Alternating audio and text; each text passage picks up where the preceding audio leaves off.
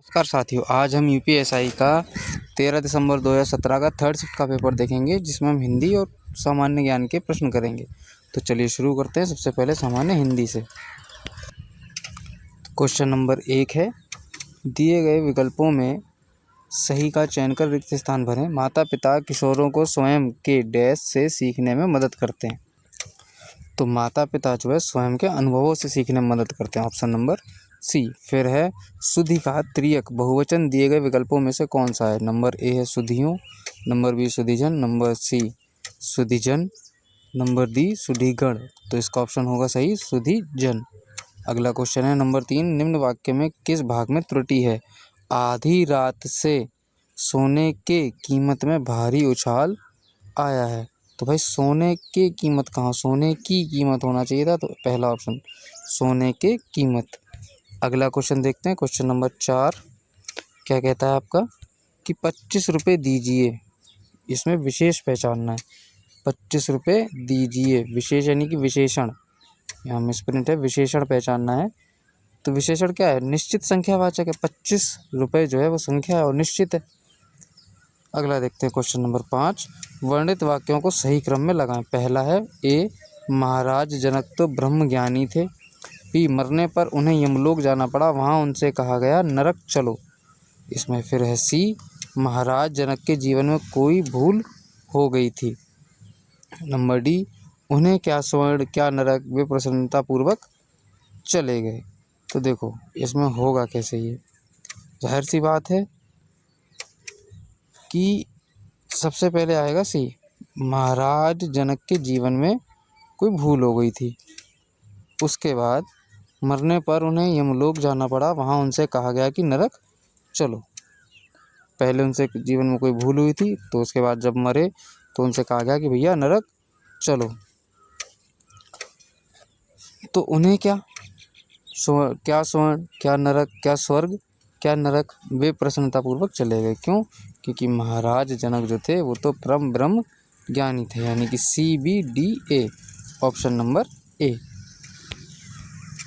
अगला क्वेश्चन, दिए गए विकल्पों में से सही का चयन कर रिक्त स्थानों को भरें। अगर विद्यार्थी डैश होंगे तो देश का भविष्य होगा।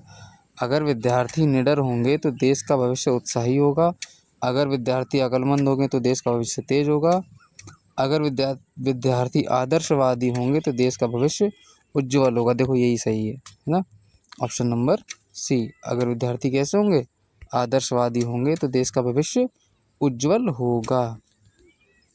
क्वेश्चन नंबर 7 आपका कहता है, जो मैं ऐसा जानती रे डैश किया दुख होए, नगर डैश पीटती रे प्रीत न करियो कोय। गीत की इस पंक्ति में रिक्त स्थानों की पूर्ति के लिए सही विकल्पों का चयन करें। देखो 7 में क्या कह रहा है, जो मैं ऐसा जानती रे प्रीत किया दुख होए, नगर ढिंढोरा पीटती रे प्रीत न करियो कोय। अगर उसे पता होता कि प्रीत ऐसे होंगे। अब इसमें क्वेश्चन नंबर 8 में पूछा है, मेज का सामान्य बहुवचन दिए गए विकल्पों में कौन सा है। तो देखो मेज को क्या बोलोगे, ऑप्शन नंबर सी मेजें बोलेंगे। क्वेश्चन नंबर 9 है, निम्न वाक्य में किस भाग में त्रुटि है। वाक्य है, मृत्यु के मुख में जा रहा व्यक्ति सदैव सच को बोलता है। देखो गड़बड़ मालूम पड़ गई, सच को बोलता है। तो 9 का ऑप्शन नंबर क्या होगा, ऑप्शन नंबर ए सदैव सच को। क्वेश्चन नंबर 10 है आपका, नाटक स्कंदगुप्त की रचना किसने की। स्कंदगुप्त फेमस नाटक है, किसने की, जयशंकर प्रसाद। क्वेश्चन नंबर 11, आसमान का रंग नीला है, विशेषण, इसमें विशेष पहचानना है, इसमें विशेष पहचानना है, ऑप्शन नंबर सी आसमान।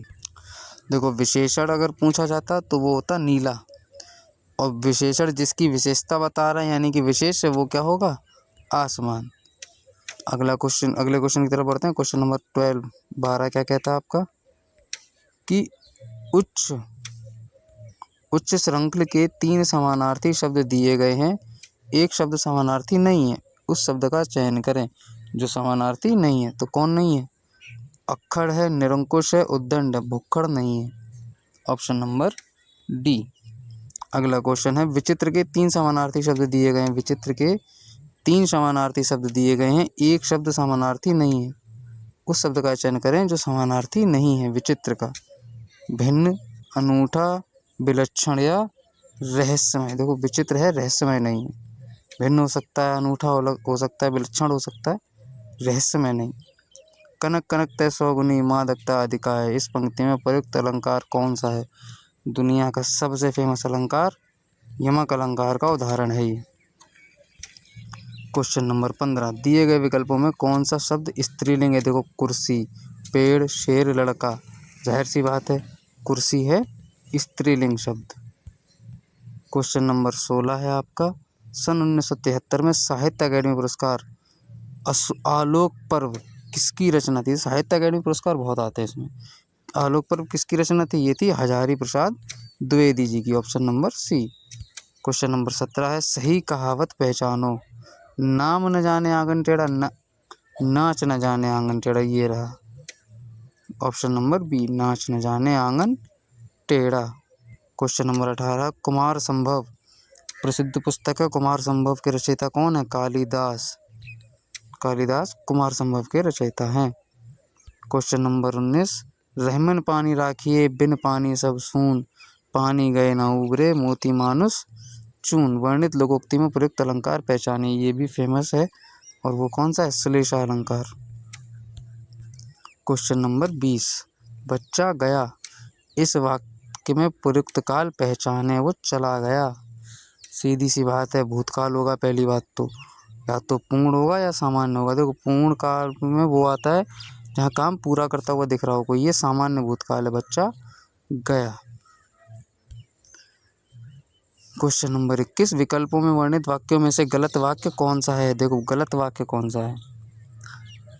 गलत वाक्य, विज्ञान के अनेक असंभव लगने वाली बातों को संभव कर दिखाया। विज्ञान से अनेक असंभव लगने वाली बातें को ये देखो बातें को संभव कर दिखाया, यहीं पे गलती है। क्वेश्चन नंबर 22, दिए गए विकल्पों में से अनुकूल का विरुद्धार्थी शब्द कौन सा है? अनुकूल का विरुद्धार्थी शब्द, अनुकूल का विरुद्धार्थी क्या होगा? प्रतिकूल। अगला क्वेश्चन है, वर का स्त्रीलिंग। वर का स्त्रीलिंग क्या होता है? वधू होता है, ऑप्शन नंबर सी। आगे देखते हैं क्वेश्चन नंबर 24, राम साधु तुम साधु सुजाना, राम मातु भली में पहचाना। वर्णित लोकोक्ति में प्रयुक्त अलंकार पहचानिए। इसमें अलंकार कौन सा होगा? क्वेश्चन नंबर 24, ब्याज निंदा। इसमें जो अलंकार का नाम है वो है ब्याज निंदा। क्वेश्चन नंबर 25 है, लड़कों में लड़का बूढ़ो। इस मुहावरे का अर्थ क्या है? इस मुहावरे का अर्थ है सर्वप्रिय होना, सर्वप्रिय होना। क्वेश्चन नंबर 26 है आपका, नदी का पर्यायवाची शब्द इनमें से कौन सा नहीं है? देखो नदी का कौन सा नहीं है? सरिता है, नद्य है, तटनी है, उषा नहीं है। क्वेश्चन ऑप्शन नंबर सी।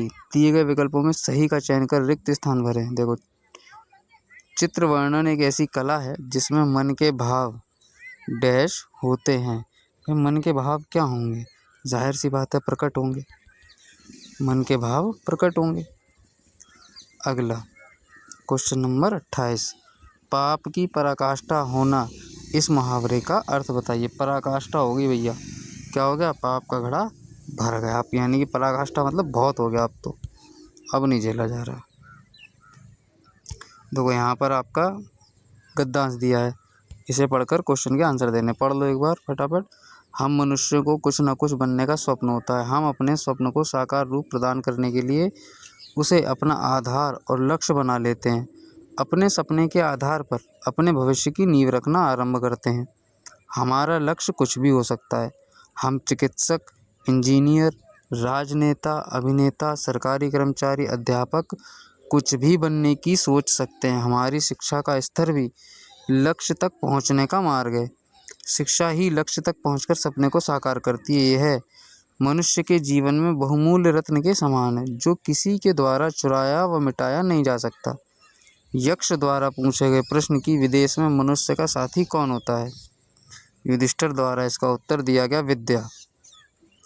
महाभारत में युधिष्ठिर और यक्ष के इस संवाद से स्पष्ट होता है कि शिक्षा प्राचीन काल से ही मनुष्य के जीवन में महत्वपूर्ण रही है।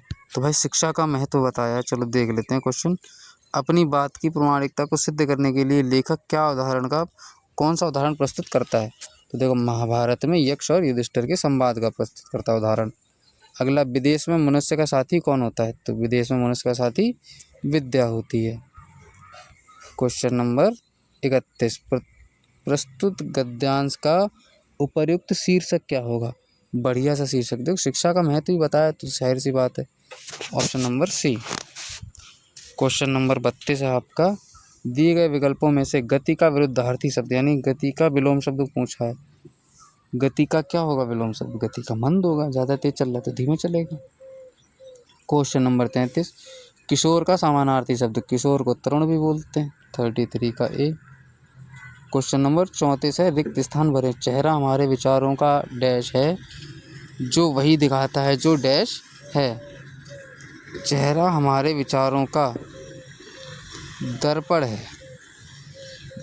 जो वही दिखाता है जो सच है, option number B. Question number 35 है आपका, गौ का सामान्य बहुवचन दिए गए विकल्पों में से कौन सा है? तो गौ का होगा ऑप्शन नंबर सी, गौएं। क्वेश्चन नंबर 36, सन 1974 में साहित्य अकादमी पुरस्कार प्राप्त शिव मंगल सिंह सुमन की रचना मिट्टी की बारात किस विधा की कृति है? तो भैया ये है काव्य, option number D. Question number 37 है आपका, डैश चंगा तो कटौती में डैश। लोकोक्ति देखो, मन चंगा है तो कटौती में Ganga, option number B. Question number 38 क्या है? रिक्त स्थानों की पूर्ति करनी। जब कोई मर्यादा को डैश जाता है तो अपनी डैश खो बैठता है। देखो, मर्यादा को लांग जाता है ना, क्या होना चाहिए? मर्यादा को लांग जाता और अपनी गरिमा खो देता है। क्वेश्चन नंबर 39 यानी कि 39 है आपका, विकल्पों में वर्णित वाक्यों में सही वाक्य, जो वाक्य सही है उसका चयन करना है। खेल कूद को शिक्षा के अनिवार्य अंगमान महत्व दिया जाए। देखो, अंगमान महत्व दिया जाता है, पता नहीं क्या लिखा है, ये सही नहीं है, मतलब गड़बड़ है। अगला, शरीर को स्वस्थ रखने का एक ही साधन खेल भी है। एक ही साधन खेल भी है, एक साधन खेल भी है तो ठीक होता। चलो अगला देखते हैं, क्रिकेट, टेनिस या कोई भी खेल को खेलने से हमारा शरीर तो चुस्त और तंदुरुस्त बनता है।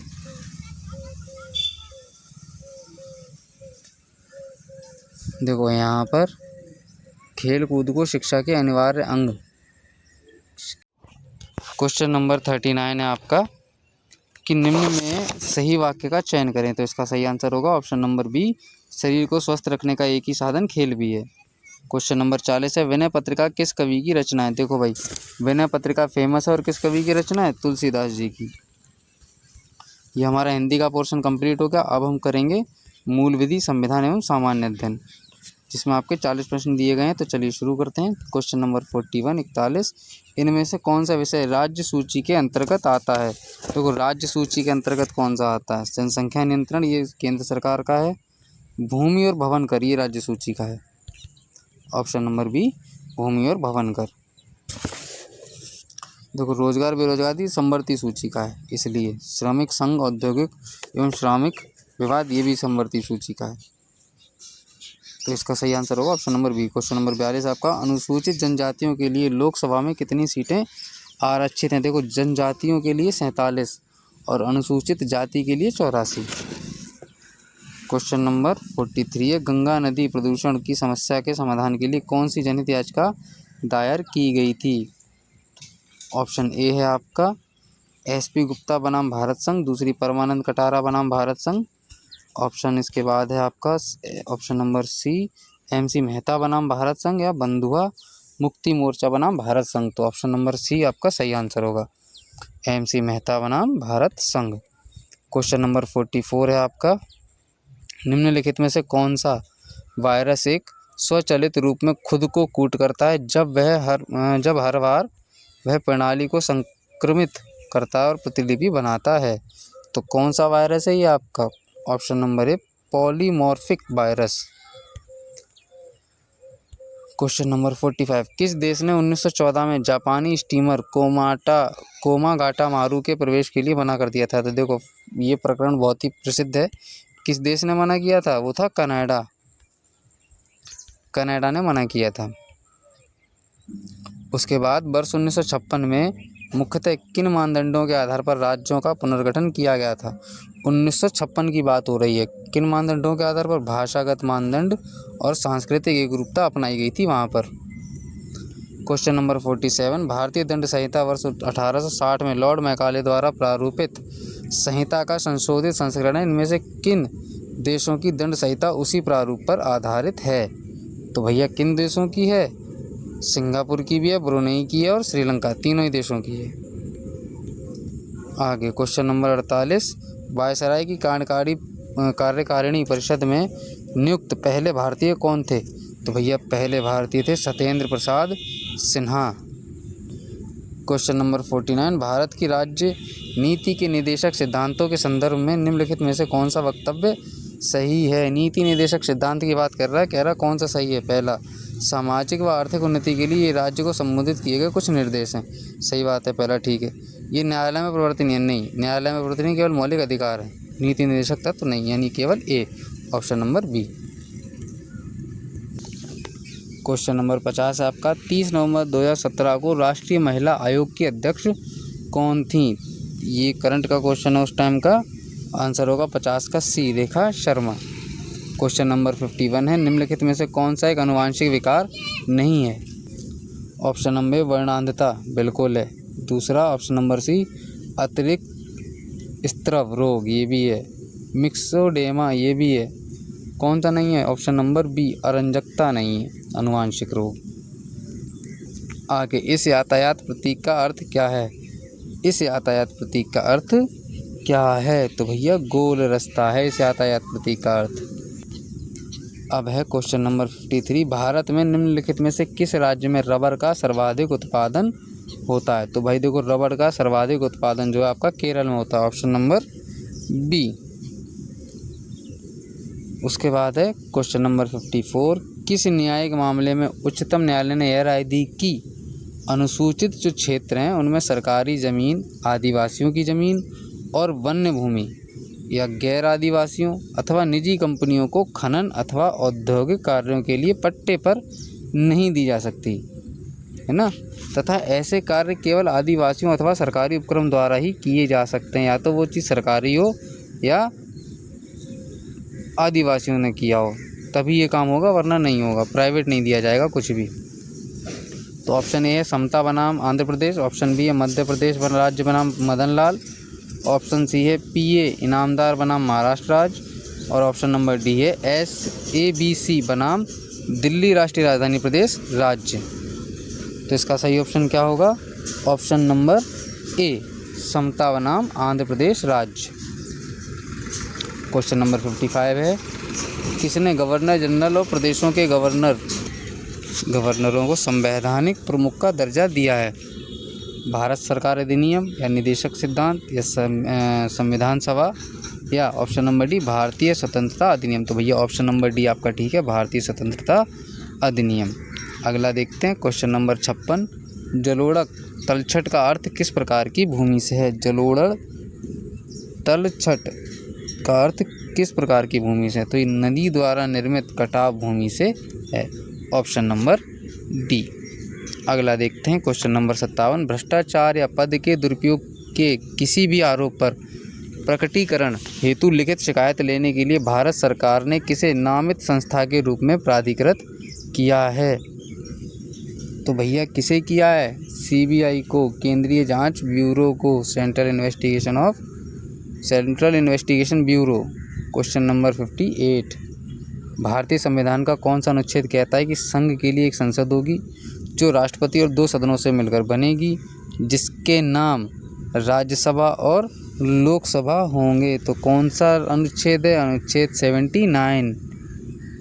अगला क्वेश्चन नंबर 59, किसके सुझाव पर राष्ट्रपति किसी राज्य के राज्यपाल को नियुक्त करते हैं? तो भैया सुझाव किसका होता है? जाहिर सी बात है, एक ही आदमी का होगा, वो कौन है? प्रधानमंत्री। क्वेश्चन नंबर 60 है आपका, निम्नलिखित में से कौन सा दीर्घकालिक विकास और हमारे विश्व को बदलने के लिए अग्रणी सिद्ध हो सकता है? तो इसमें तो दे रहा था कि ऑप्शन देखो, वनोन्मूलन भी दिया, कार्बन उत्सर्जन में वृद्धि बता रहा है, अविकसित देशों को कम सेवाएं देना।